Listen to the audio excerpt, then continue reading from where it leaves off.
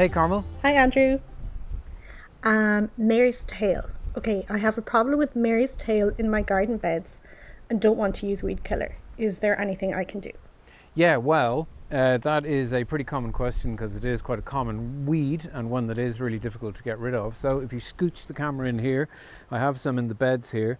Now I have a bit of mare's tail in this bed because this is a new bed and I'd actually dug the soil out from elsewhere in my field and it had some mare's tail root in it. So a bit unfortunate, but there we go. So even by looking at it there, you can kind of see that this is a prehistoric plant by the shape of it. It's actually a survivor from the Carboniferous period.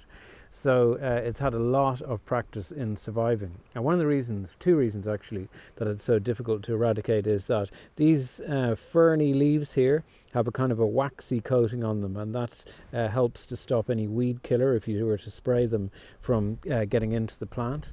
And then also, if we just dig them up here, or dig a piece up here, the tiniest part of this root will grow a new plant. So it's very difficult to get rid of by digging up. But if you have a bed without any plants in it, you can try and deep dig it. You will still have small bits and pieces coming up, but by constantly weeding them out, you can get in control of it.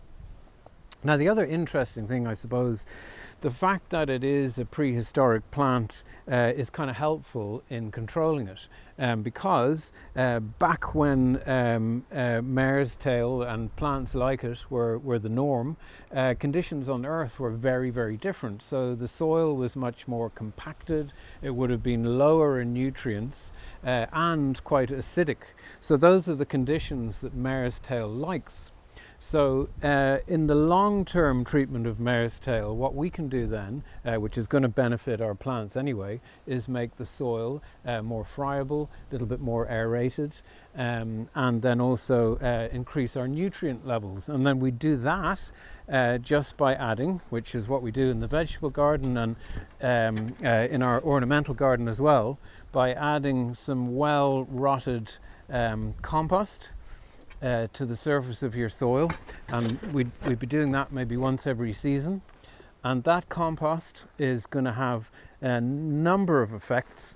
So it's going to encourage earthworms that are going to be then opening up the soil with their channels. It's going to be worked into the soil by all that soil life, and it's going to increase the nutrients. And if we keep doing that, we're creating conditions that our plants do like, but mare's tail doesn't.